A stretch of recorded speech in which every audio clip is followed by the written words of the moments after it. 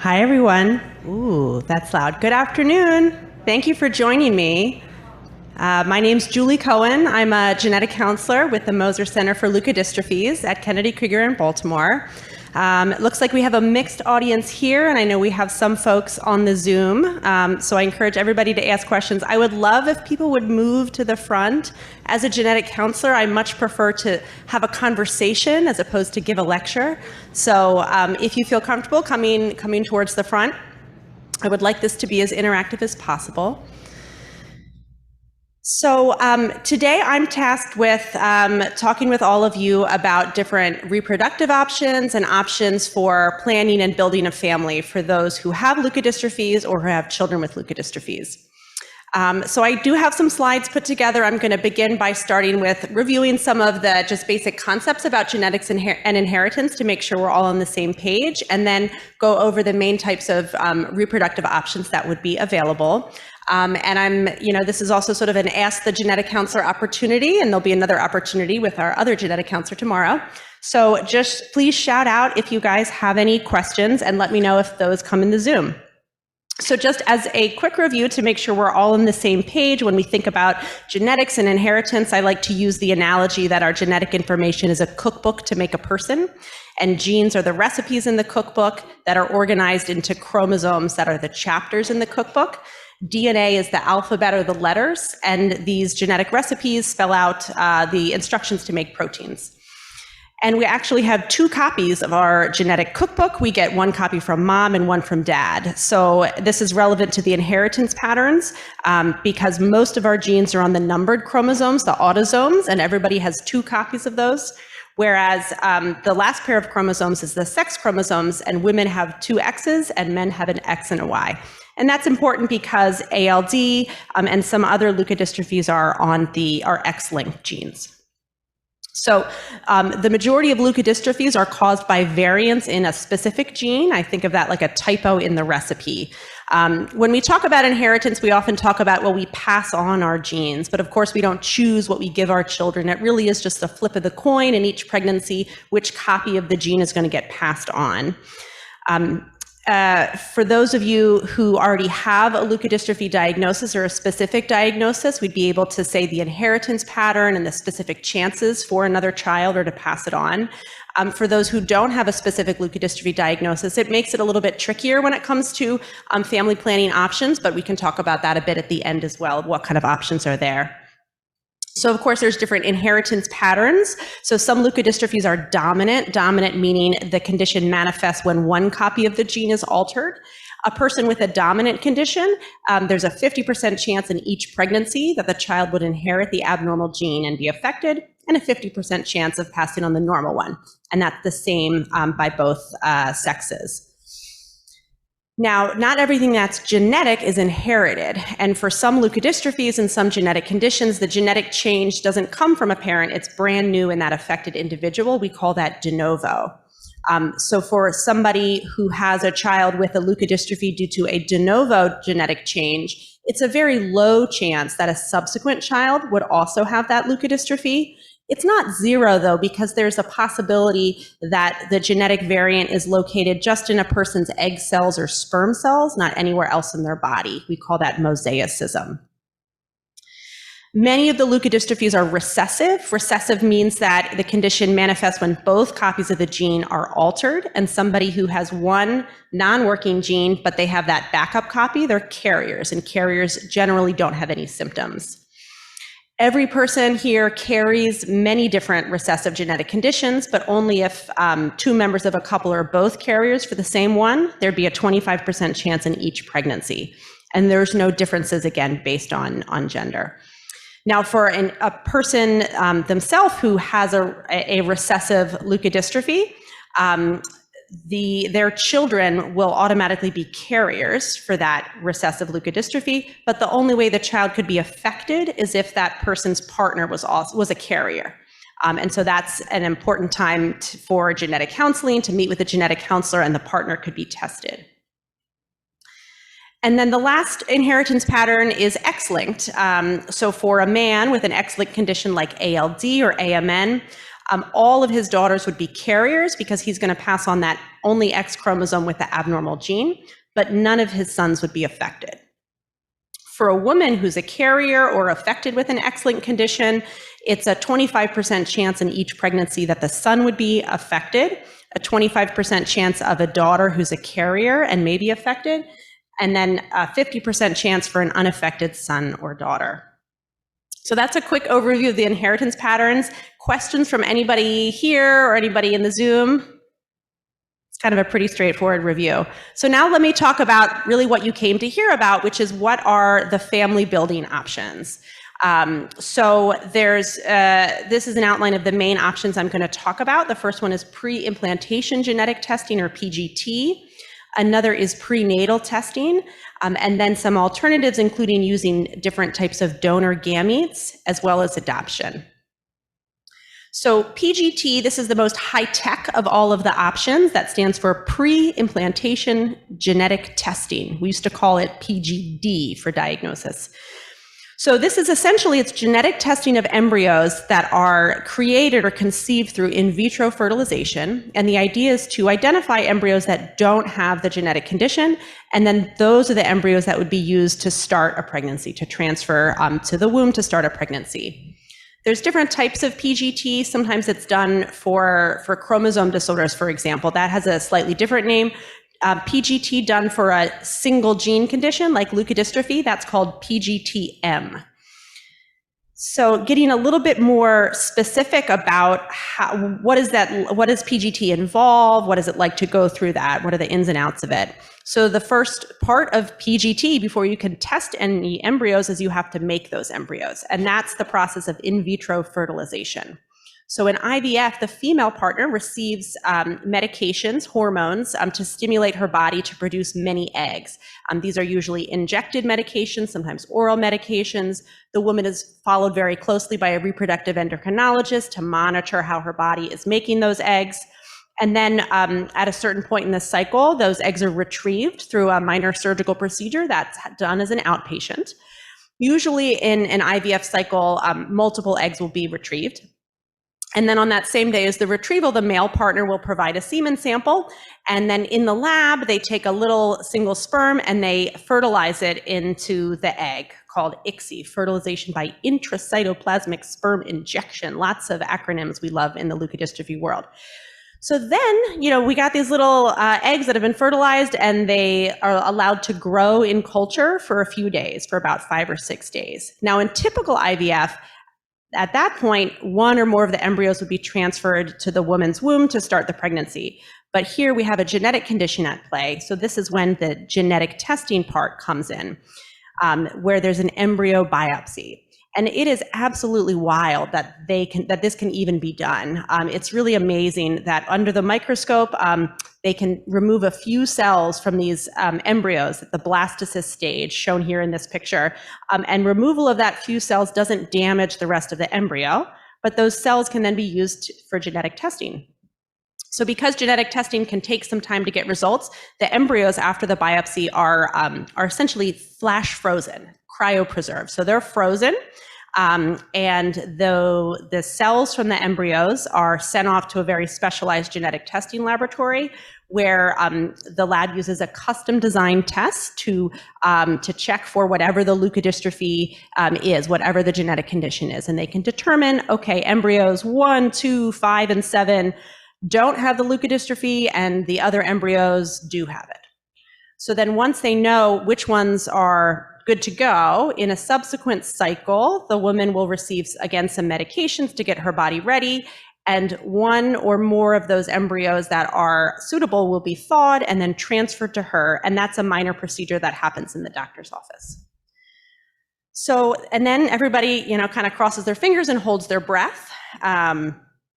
PGT is a really great option. It really changed the game when this became available, maybe 15 years or so ago. So I think the reason why it's often preferred or when available is that it does enable the selection of unaffected embryos before the pregnancy even begins.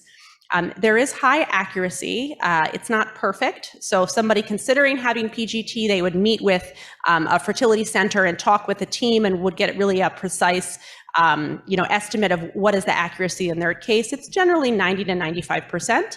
But because it's not 100%, it is recommended to do a test during the pregnancy to be sure. So that's all great, right?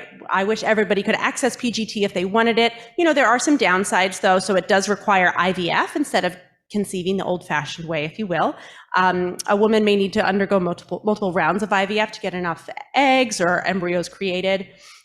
It is very costly, and insurance coverage is variable. So some insurance does cover PGT, some are all, some doesn't. So anybody interested in this option, I recommend to have a consultation with a fertility center that offers PGT, and they can let you know what your benefits would be and what would be covered or not covered. And then there are resources available. So you can finance IVF just the same way you would finance a car. This website shown here, Resolve, the National Infertility Association, they have some great information and resources there about how to afford any sort of fertility treatment. So that's PGT. Any questions from our Zoom friends? Yes. Wait, can we be Vanna White here? Can Kim or someone be my runner? Oh, there we go. We're putting you to work today. Thank you.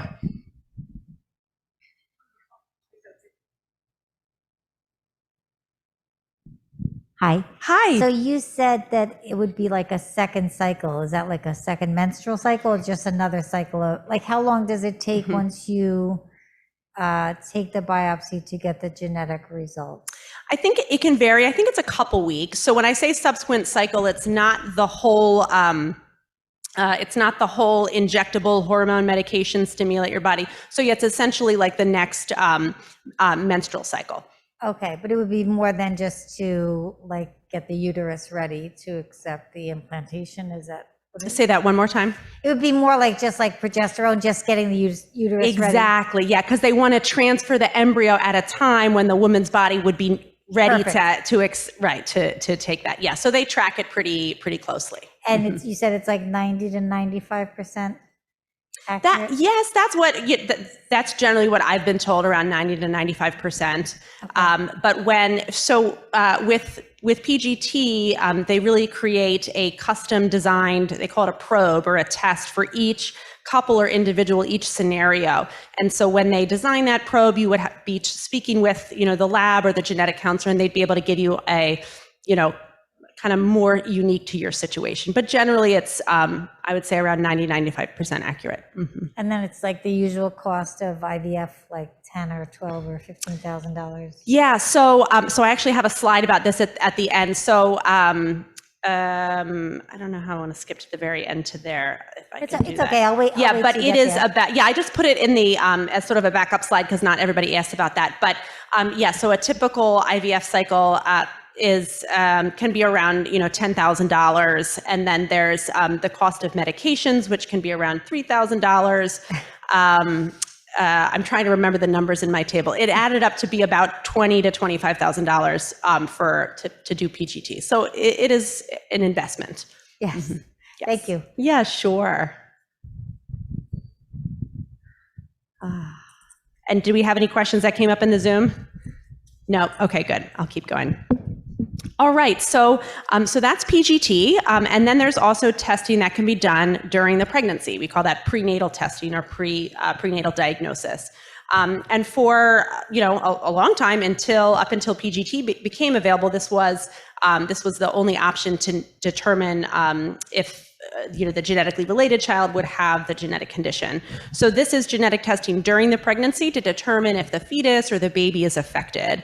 And there's procedures that I'll show you to obtain tissues or cells from the pregnancy that then they can do direct testing. In most cases, they would be looking for the DNA variant, the gene mutation. For some leukodystrophies like ALD or others, they can, if there wasn't a genetic result available, they can do a biochemical test on those cells. And then there's the option to terminate the pregnancy if the baby were to be affected. So there's two procedures that would be that could be done. You wouldn't do both; it would be one or the other.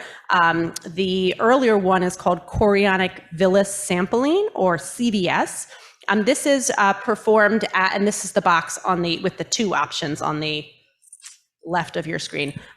This is performed at the end of the first trimester, about 11 to 13 weeks after the last menstrual period.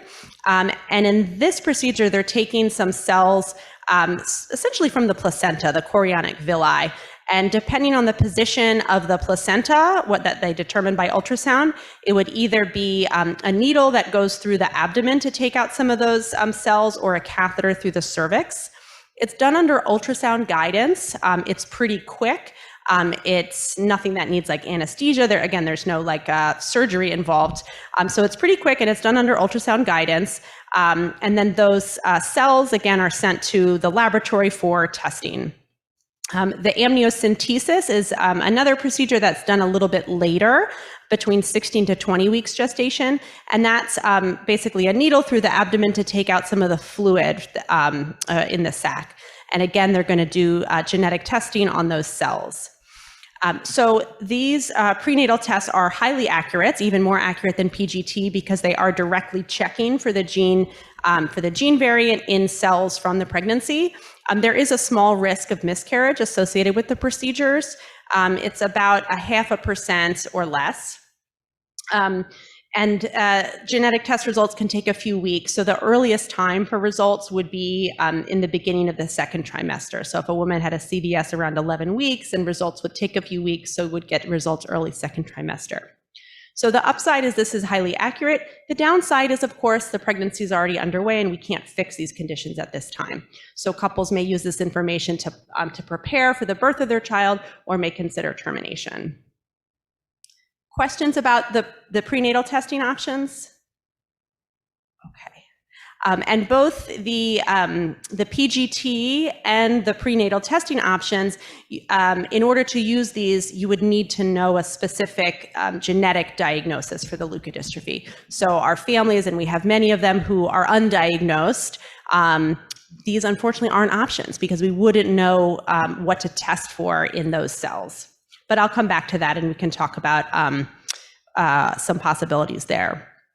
So, and I think of it sort of as an alternative or another option when it comes to family building is using donor gametes, so donor sperm, donor eggs, donor embryos. Now, why might one do this? So, a number of scenarios. So, for example, a man who has ALD or AMN.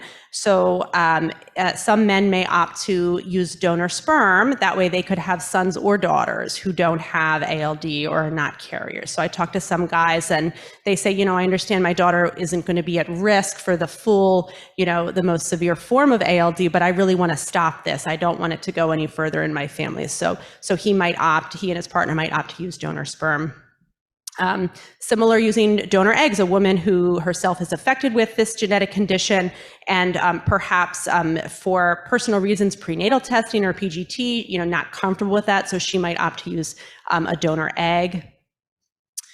In couples who are both carriers for a recessive condition, again, for a variety of reasons, they may decide, well, let's use a donor sperm or a donor egg to, again, kind of reduce that risk because the donor potentially could be tested to make sure they're not a carrier.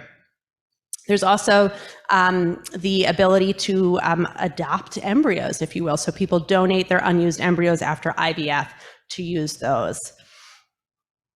So if someone's considering these options, again, I would talk with a fertility center to learn more about the ins and outs, the availability, the costs, what kinds of conditions the donors could be tested for.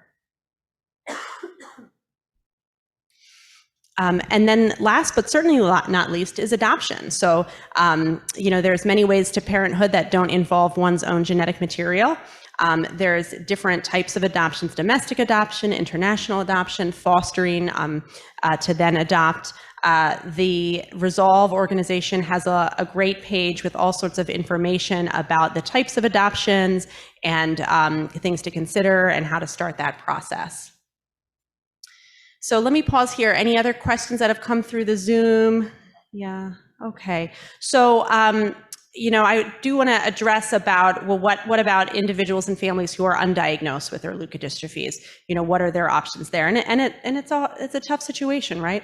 So the first would be, can we determine the inheritance pattern or make, an assessment of what the likely inheritance pattern is based on what we see in the family? So we may see a clear pattern of, one generation to the next affecting both males and females, and we would say, well, most likely this is a dominant condition. And then we would talk about using some options such as the person who themselves is affected, instead of using their own eggs or sperm, maybe using a donor. That would be a way for them to still carry a pregnancy, but not pass on the condition, even without knowing exactly what that genetic marker is. If it's a scenario where we think it's X-linked or recessive, again, we could give an estimate. This is what we think the pattern is. This is the chance of recurrence. Let's talk through some possible options. But it's real hard when we have, and it happens a lot. I'm talking with parents of a child where he or she, their child's the only one in the family with a leukodystrophy, and we really just don't know what the inheritance pattern is, and we don't know the gene, and so we can't offer specific testing. So again, that's where we kind of talk through what are the pros and cons with these different options. What's sort of their comfort level with, if you will, kind of just taking the chances. Would they consider something such as adoption?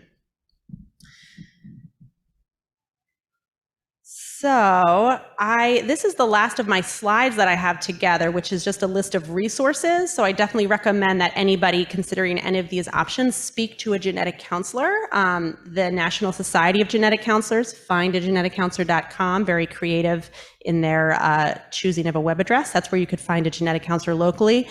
But we're in a small group here of leukodystrophies, and there's a number of genetic counselors who specialize in leukodystrophies, myself, Rachel, others. So you can also find us through the ULF, and there's some resources for general information about genetics. I always give a shout out to Remember the Girls, which is for women who are carriers for ALD and other X-linked conditions. And there's the website for Resolve. So I hope that this has maybe stimulated some thoughts. If there's any questions, anything more personal to your particular situation that you want to ask or answer, I'm here for that as well.